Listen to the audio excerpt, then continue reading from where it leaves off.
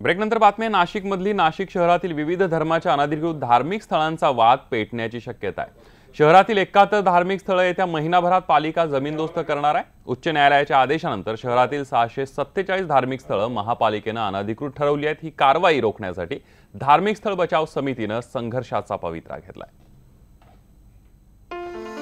मंदिरांचं शहर अशी ओळख असलेल्या नाशिक शहरात अनधिकृत धार्मिक स्थळांचा मुद्दा चांगलाच तापलाय। उच्च न्यायालयाच्या आदेशानंतर नाशिक महापालिकेने केलेलं अनधिकृत धार्मिक स्थळांचं सर्वेक्षण चुकीचं असल्याचा आरोप खुद्द महापौरांनीच केलाय।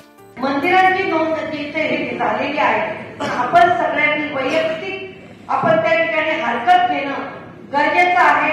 निश्चितपणे शहराच्या महापौर या नात्याने मी सगळ्यांना सांगते, आपण सगळे या समितीमध्ये सगळे पक्षीय आणि तिन्ही आमदारांना घेऊन आपण निश्चितपणे मुख्यमंत्र्यांकडे मी स्वतः त्यांची पाहिजे तर वेळ देते आणि आपण त्यांना भेटू। महापालिकेने प्रसिद्ध केलेल्या यादीत 889 धार्मिक स्थळांचं फेर सर्वेक्षण करण्यात आलं। त्यातली 647 धार्मिक स्थळं अनधिकृत ठरवण्यात आली आहेत। या अनधिकृत धार्मिक स्थळांपैकी 2009 सालानंतरच्या 71 धार्मिक स्थळांवर तात्काळ कारवाई केली जाणार आहे। पुरातन आणि मान्यता प्राप्त असलेल्या 242 धार्मिक स्थळांना अभय मिळाला असून ती नियमित केली जाणार आहेत। तसंच 576 धार्मिक स्थळांवरील कारवाईबाबत हरकती आणि सूचनांसाठी महिनाभराची मुदत देण्यात आली आहे। मात्र या यादीत त्रुटी असल्याचा आरोप मंदिर विश्वस्तांनी केलाय। नाही, याला आता मार्ग एकच आहे की माननीय मुख्यमंत्री महोदयांनी जो 137चा जो ठराव महापालिकेने अजयरावांनी आम्ही महापौरांनी पाठवलेला आहे, तो ताबडतोब खाली जर पाठवला तर मंदिरं ताबडतोब वाचतील। अन्यथा याच्यावर आता जी आम्ही माहिती दिली की प्रत्येकाने अपील करावं लागणार आहे आणि पुन्हा सर्वोच्च न्यायालयात जावं लागणार आहे।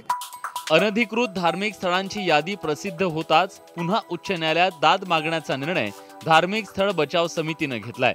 या दरम्यान महापालिकेने अनधिकृत मंदिरांवर कारवाई केल्यास संघर्ष अटळ आहे।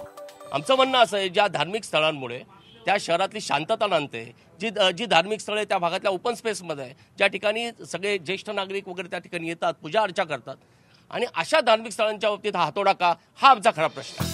धार्मिक दृष्ट्या महत्त्व असलेल्या नाशिक शहरात मंदिरांची संख्या मोठी असून आगामी काळात अनधिकृत मंदिरांच्या मुद्द्यावरून शहरातलं वातावरण ढवळून निघणार आहे हे नक्की। कोर्टाच्या आदेशानं रस्त्यावर येणारी अतिक्रमणच नाही तर महापालिकेनं ज्या ज्या खुल्या जागा वेगवेगळ्या संस्थांना दिल्या आहे त्या ठिकाणी बांधण्यात आलेली सुद्धा मंदिरं ही तोडण्यात येणार आहेत। मग ती मंदिरं असो का मस्जिद का दर्गा, या सगळ्यांनाच याचा फटका बसणार, म्हणूनच सगळे विरोध करायला एक झालेले आहेत। व्हिडिओ जर्नलिस्ट हेमंत बागुलचा प्रशांत बाग, न्यूज 18 लोकमत, नाशिक।